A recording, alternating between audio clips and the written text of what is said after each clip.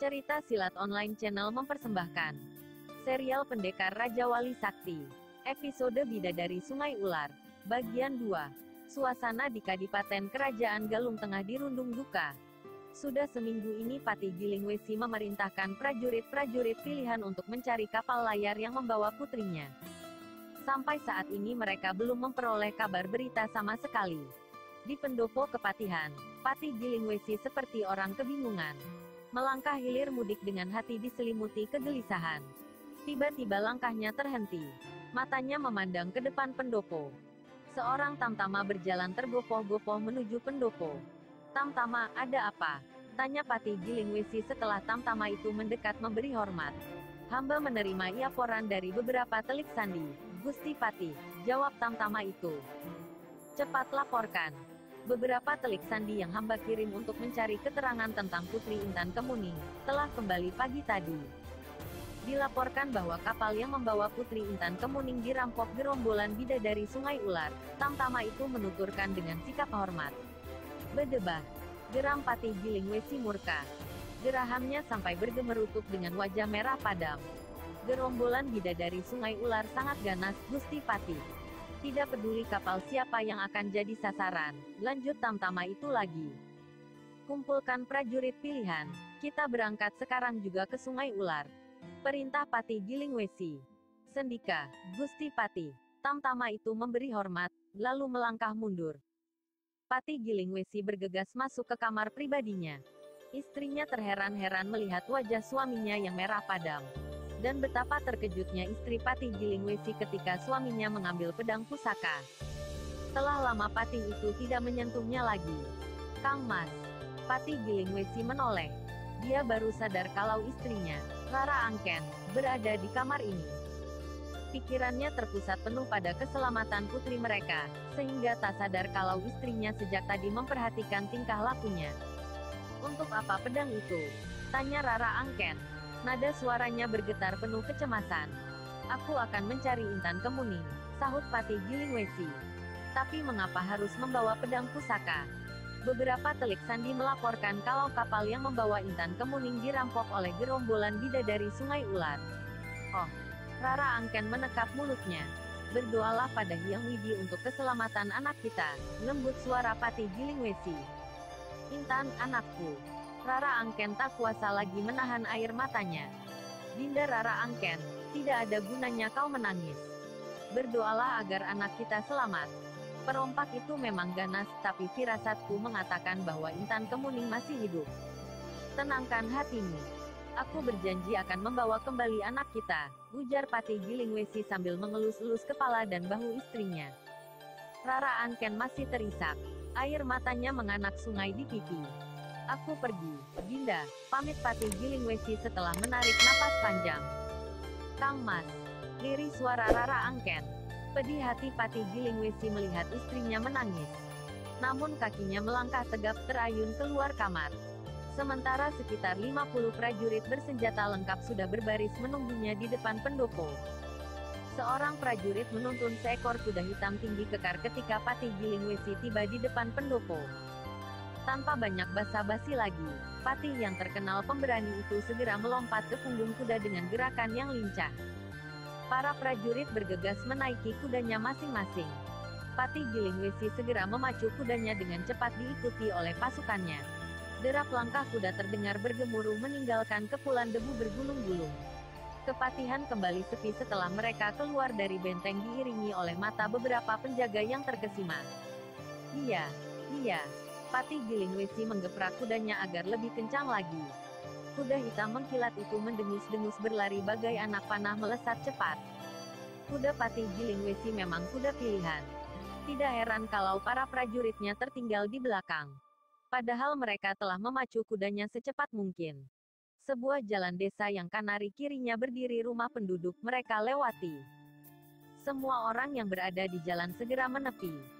Mereka terheran-heran melihat banyak prajurit yang sudah terkenal kedikjayaannya seperti akan perang. Tiba kini sebuah kedai mereka lewati. Semua orang dalam kedai menoleh. Tetapi yang terlihat hanya kepulan debu saja. Di antara pengunjung kedai, duduk tenang seorang pemuda tampan yang tengah menghadapi guci arak. Pemuda itu tidak merasa terganggu oleh ulah prajurit kepatihan yang memacu kuda dengan cepat itu. Padahal banyak orang dalam kedai bertanya-tanya dan menduga-duga. Pemuda itu mengenakan baju rompi putih yang lusuh. Di punggungnya bertengger sebilah pedang dengan gagang berbentuk kepala burung Raja Wali. Dia adalah Rangga, pendekar Raja Wali Sakti. Seperti akan perang saja prajurit-prajurit itu, terdengar suara dari meja tidak jauh dari tempat duduk Rangga. Rangga melirik ke arah suara itu. Dua anak muda duduk menghadapi 4 guci arak. Dari pakaiannya dapat ditebak kalau mereka anak seorang bangsawan kaya. Atau paling tidak anak saudagar. Tidak biasanya, Patih Gilingwesi ikut serta. Pasti ada sesuatu yang gawat, sahut temannya. Mereka mencari Putri Intan Kemuning. Semua orang di kedai terdongak dan menatap arah suara yang datang tiba-tiba itu. Ternyata seorang kakek tua mengenakan baju compang camping dengan tongkat merah menyangga tubuhnya. Kakek tua itu bersandar pada tiang kedai. Dari tongkat dan pakaiannya semua orang tahu dia adalah pengemis sakti tongkat merah. Tapi jarang yang tahu kalau nama sebenarnya adalah Aki Lungkur. Hanya tokoh-tokoh tertentu saja yang tahu nama aslinya. Kakek gembel, kau jangan bicara sembarangan. Bentak salah seorang dari dua pemuda tadi. Hehehe. Aki Lungkur atau si pengemis sakti tongkat merah itu hanya terkekeh saja. Dia tahu siapa dua pemuda congkak itu. Mereka putra-putra para punggawa kerajaan. Yang memakai baju berwarna merah, bernama Hanggara. Sedangkan yang berpakaian warna hijau bernama Rangkasa. Mereka hanya pemuda-pemuda yang besar mulut tanpa nyali sedikit pun. Dan semua orang tahu siapa Intan Kemuning.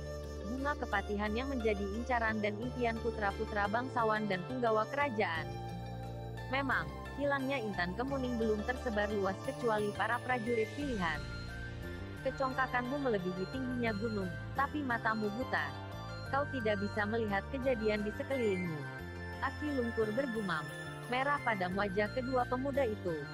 Jelas ucapan pengemis sakti tongkat merah tertuju pada mereka. Tanyakan pada Gusti Rara Angken.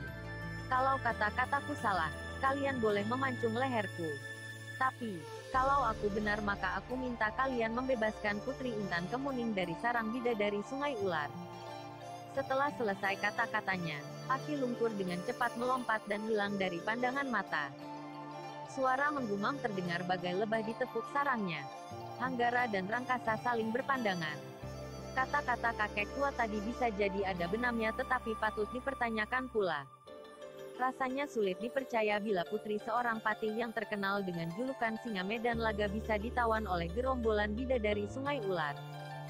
Semua orang tahu kalau hal itu benar-benar terjadi, maka gerombolan perompak itu bukan saja berhadapan dengan para prajurit tetapi juga dengan tokoh-tokoh sakti dunia persilatan. Patih Gilingwesi mempunyai banyak sahabat dari tokoh-tokoh rimba persilatan. Maka kalau berita itu sampai tersebar luas, bukan tidak mungkin mereka akan membantu Patih Gilingwesi. Tanpa diketahui orang-orang di kedai, rupanya dua orang gerombolan bidadari Sungai Ular ada pula di kedai itu. Mereka mendengar pembicaraan Aki Lungkur dan segera angkat kaki ketika kakek tua itu menghilang. Kita harus laporkan segera pada Tuan Putri, bisik salah seorang. Benar, Kakang Badil, sahut temannya. Pacu kudamu dan kita ambil jalan pintas, Adi Gering. Mereka pun memacu kudanya dengan cepat. Dan kini keadaan kedai menjadi sunyi. Satu persatu pengunjung kedai berlalu pergi dari tempat itu. Bahkan dua pemuda congkak sudah sejak tadi meninggalkan kedai. Tinggal Rangga sendirian masih duduk menghadapi mejanya. Seorang pelayan tua sekaligus pemilik kedai menghampiri. Tambah lagi araknya, Tuan. Pak Tua menawarkan. Tidak, duduklah di sini. Aku perlu teman ngobrol, sahut Rangga. Pak tua itu duduk di depan Rangga. Matahari hampir condong ke barat. Dua ekor kuda berpacu memasuki hutan di kaki lereng Bukit Guntur. Penunggang kuda itu adalah Badil dan Gering, dua orang dari gerombolan bidadari Sungai Ular. Penuh dengan kesigapan, mereka melompat turun setelah kuda yang mereka tunggangi berhenti di depan rumah terbuat dari kayu. Inilah markas gerombolan bidadari Sungai Ular. Dengan tergesa-gesa Badil menghampiri pintu dan mengetuknya dengan keras. Ketika pintu terbuka, kedua tangan Sakalintang telah berada di pinggang. Ada apa? Tanya Sakalintang angkuh. Kami punya berita penting, Tuan Putri, kata Badil segera membungkukkan badannya. Katakan cepat. Menyangkut Intan. Badil setengah berbisik, matanya menerobos ke dalam. Sakalintang mengerutkan keningnya. Dia melangkah 2 tindak. Tadi hamba berdua minum-minum di kedai Patua. Di situ hamba melihat serombongan prajurit berkuda dipimpin langsung oleh Patih Gilingwesi. Jelas Badil ketika Sakalintang telah berada di luar rumah. Lalu, desak Sakalintang sudah bisa menebak. Di situ juga ada pengemis sakti tongkat merah. Si gembel itu tahu kalau Intan Kemuning ada di sini. Dia yang menyebar kabar itu, Tuan Putri, lanjut Badil. Kau takut? Cibir Sakalintang. Tidak, sahut Badil dan Gering bersamaan. Kalau begitu, siapkan semua yang ada. Sambut kedatangan mereka. Perintah Sakalintang tegas. Jumlah mereka banyak Tuan Putri, kata Gering. Mereka hanya tikus, bentak Sakalintang. Dia mendengar nada cemas pada suara Gering. Hamba laksanakan, Tuan Putri. Cepat-cepat Gering membungkuk. Dia tahu gelagat kalau Sakalintang sudah membentak keras. Ketika kedua orang itu telah pergi, Sakalintang bergegas masuk ke kamar kembali. Dia menghampiri Intan Kemuning yang menunggu di balai tengah-tengah ruangan. Ada apa Kakak Lintang? Tanya Intan. Ada tikus yang mencoba masuk, jawab Sakalintang lalu duduk di balai berhadapan dengan Intan Kemuning. Tikus.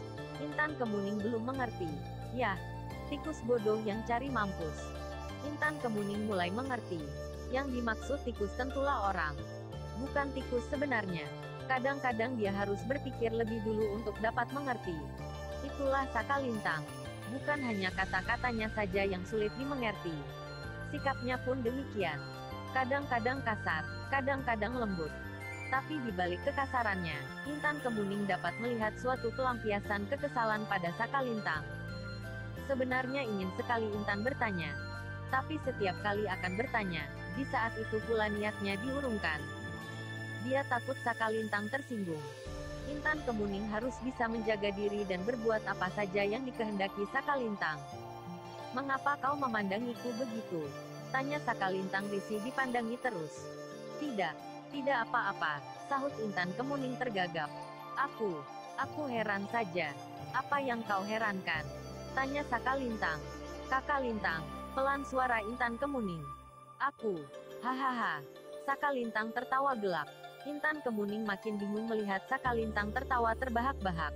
Padahal kata-katanya tidak ada yang lucu. Kenapa dia sampai tertawa gelak seperti itu?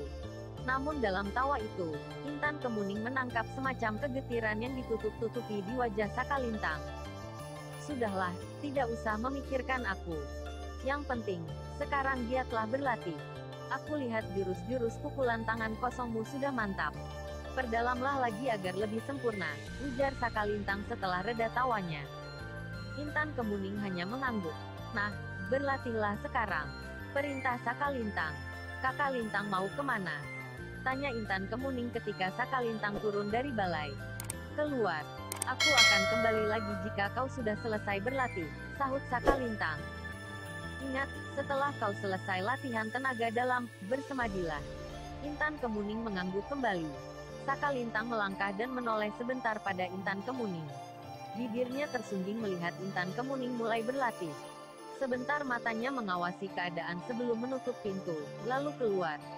Sakalintang melenting tinggi lalu membuat gerakan berputar beberapa kali di udara dan hinggap dengan manis di atap rumah. Pandangannya berkeliling. Bibirnya tersenyum melihat anak buahnya telah siap menanti datangnya para prajurit kepatihan. Mata Sakalintang menatap lurus ke depan. Tampak sekitar 10 orang berjalan menuju Sungai Ular dipimpin oleh Codet. Di belakang mereka, berjalan 10 orang dipimpin oleh Badil dan 10 orang lagi dipimpin oleh Gering. 15 orang berjaga-jaga di markas mereka. Sakalintang sedikit kagum pada Codet yang pandai mengatur anak buahnya. Dengan gerakan indah, Sakalintang melompat turun. Saat kakinya mendarat di tanah, kembali dilentingkan tubuhnya dan hinggap di atas punggung kudanya. Segera dia menggebrak kudanya lalu melesat cepat menuju ke Sungai Ular yang tidak jauh dari lereng Bukit Guntur markas Sakalintang sekarang ini. Sungai Ular memang indah dipandang, namun menyimpan keganasan yang luar biasa. Sebentar saja Sakalintang telah sampai di Sungai Ular mendahului anak buahnya. Matanya yang bulat bening memandang sekitar sungai yang tenang. Setenang sikapnya saat ini. Codet menggerak-gerakkan tangannya ke atas ketika mereka telah sampai di sungai itu. Dengan seketika anak buahnya berpencar masuk ke dalam semak-semak dan kebalik bongkahan-bongkahan batu. Kini di tepi sungai tersisa 4 orang. Mereka semua memang terlatih baik dalam menguasai daerah sekitar sungai ular. Maka dalam sekejap saja tidak ada orang yang terlihat. Mereka bagaikan lenyap di telan bumi. Pandai menyamarkan diri dengan alam. Dengar, seru Sakalintang tiba-tiba. Suara kuda, gumam Codet. Siapa dia? Gumam Sakalintang. Suara kaki kuda-kuda makin jelas terdengar. Sakalintang mengerutkan keningnya. Dia hanya mendengar langkah dari satu ekor kuda saja. Matanya langsung melirik Badil. Hamba akan menyongsong, Tuan Putri. Ujar Badil mengerti maksud lirikan Sakalintang. Badil dengan cepat melompat ke kudanya. Segera digebahnya kuda itu. Dengan cepat kuda yang ditunggangi Badil sudah tidak terlihat lagi. Lenyap di balik rimbunan pepohonan. Badil memacu kudanya menuju arah datangnya suara kaki kuda. Tiba-tiba ditarik tali kekang kudanya dan seketika tubuhnya melontar tinggi. Kakinya dengan sigap hinggap di sebuah batang pohon yang tinggi. Matanya dengan seksama berkeliling.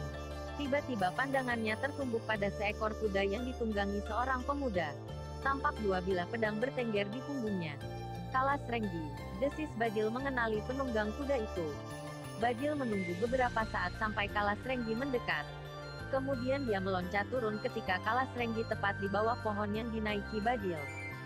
Kalas Renggi dengan tangkas melompat dari kudanya ketika merasakan ada penyerang gelap dari atas. Pedang Badil segera membabat namun luput. Dia kecewa. Padahal dia yakin penunggang kuda itu akan pecah kepalanya tersambar pedang.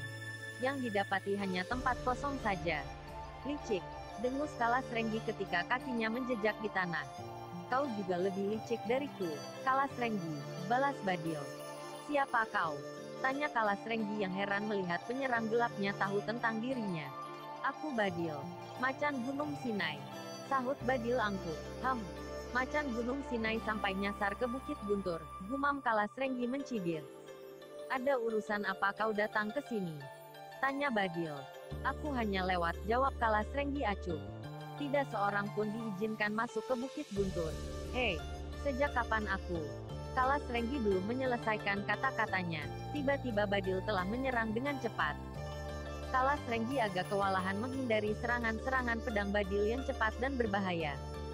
Macan Gunung Sinai memang bukan nama kosong, dan Kalas Renggi tahu itu. Dengan cepat dia bersalto di udara. Tangannya segera menarik pedang kembarnya. Sret, raang. 2 pedang berbenturan di udara. Pijaran api akibat benturan pedang berlompatan bersamaan dengan terpentalnya 2 orang itu. Mereka memang bukan orang sembarangan. Tanpa kesulitan apa-apa, kaki mereka telah menjejak di tanah dengan lincah. 2 orang itu sama-sama kaget dan sama-sama merasakan kesemutan setelah pedang mereka beradu. Kini mereka sama-sama menyiapkan jurus-jurus selanjutnya. Sambil berteriak nyaring, mereka kembali terlibat dalam pertarungan sengit. Masing-masing ingin segera menjatuhkan.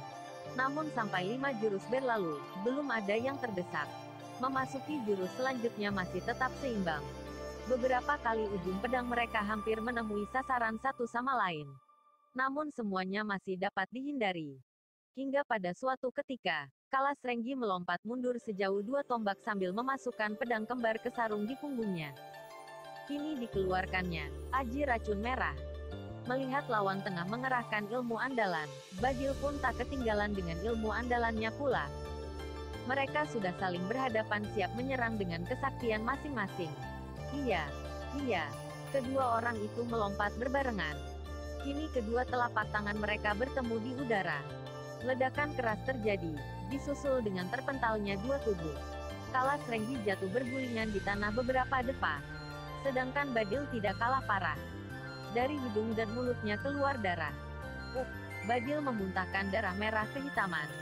Sambil menahan rasa sakit di dadanya, Badil berusaha bangkit. Tubuhnya sempoyongan. Sementara Kalas Renggi juga berusaha berdiri. Dari sudut bibirnya mengalir darah segar. Tangan kirinya menghitam terkena ajian, macan gunung, yang dilepaskan Badil. Setan! Salah satu di antara kita harus mampus. Geram Kalas Renggi. Badil hanya mendengus. Badil sadar kalau tubuhnya telah dialiri racun merah, dan hidupnya tak akan bertahan lebih lama lagi. Kalas Renggi pun demikian. Dia terluka parah. Mereka sama-sama kepalang basah. Kembali ajian masing-masing mulai mengarah satu sama lain. Berhenti. Tiba-tiba suara bentakan melengking nyaring. Namun terlambat. Kedua orang itu sudah kembali melompat dan beradu di udara. Kalas Renggi lagi-lagi bergulingan di tanah. Dari mulutnya menyembur darah kental kehitaman. Dia berusaha bangun, tetapi malah jatuh dan tak bergerak sama sekali. Mati. Kedua tangannya seperti hangus terbakar. Di pihak Badil, lebih mengerikan. Dia tergeletak dengan dada pecah. Darah bersimbah membasahi tubuhnya. Badil tewas seketika setelah tubuhnya terbanting di tanah. Sebuah bayangan biru berkelebat dan mendarat di tengah-tengah arena pertarungan tadi. Dia adalah Sakalintang, kemudian disusul oleh Codet dan Gering. Kedua orang itu terkejut melihat Badil tewas dengan dada pecah. Sakalintang malah tenang-tenang saja. Kalas Renggi, gumam Sakalintang. Gadis itu mengayunkan langkahnya mendekati mayat Kalas Renggi. Sebentar diamati dan dengan ujung kakinya dibalikkan tubuh Kalas Renggi. Tampak di bagian dadanya hangus terbakar. Tidak ada luka di tubuhnya. Juga tidak ada tanda-tanda Kalas Renggi masih hidup. Sakalintang mengambil ranting, lalu menekan dada Kalas Renggi dengan ranting. Terkejut juga Sakalintang ketika melihat dada Kalas Renggi yang mendadak ambrol setelah tersentuh ranting. Bagai ditiup angin saja. Dada itu kini berlubang besar tembus sampai ke punggung. Sungguh dahsyat ajian, macan gunung, yang dilepaskan Badil. Bagaimana?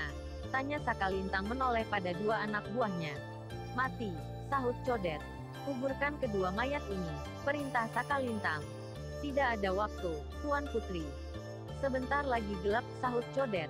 Kalau begitu, tinggalkan saja di sini. Tanpa banyak bicara, mereka meninggalkan dua sosok mayat yang tergeletak di tanah. Sungguh tragis nasib mayat-mayat itu. Tak ada seorang pun yang sedia menguburkannya. Tetapi untungnya, Gering yang setiap hari selalu bersama-sama dengan Badil merasa tidak tega juga terhadap mayat temannya itu. Dia kembali lagi lantas menggali tanah. Sakalintang hanya melirik kemudian melanjutkan langkahnya. Toh tadi dia juga sudah memerintahkan untuk mengubur mayat itu. Kini malah Codet yang bimbang. Dia hanya berdiri dengan pandangan berganti-ganti dari Sakalintang ke arah Gering yang tengah menggali dengan pedangnya. Tuan Putri. Agak bergetar suara Codet. Sakalintang membalikkan tubuhnya. Tidakkah? Bantu dia. Potong Sakalintang cepat sambil menunjuk pada Gering. Tanpa menghiraukan Codet lagi, Sakalintang melangkah cepat. Codet bergegas menghampiri Gering dan membantu menguburkan mayat Badil. Terima kasih, ucap Gering. Tuan Putri yang memerintahku, sahut Codet. Gering menatap Sakalintang yang hanya terlihat bayangan bajunya saja di antara pepohonan. Sampai selesai menguburkan Badil, mereka belum bicara. Gering menatap mayat Kalas Renggi. Biarkan saja dia jadi santapan anjing hutan, kata Codet. Gering mengangkat bahunya. Mereka memang tidak pernah mengurus mayat musuh. Kini dengan hati lega, mereka tinggalkan tempat itu. Meninggalkan salah seorang teman yang kini terbaring di dalam tanah. Bersambung ke episode Bidadari Sungai Ular. Bagian 3. Jangan lupa like dan subscribe. Terima kasih.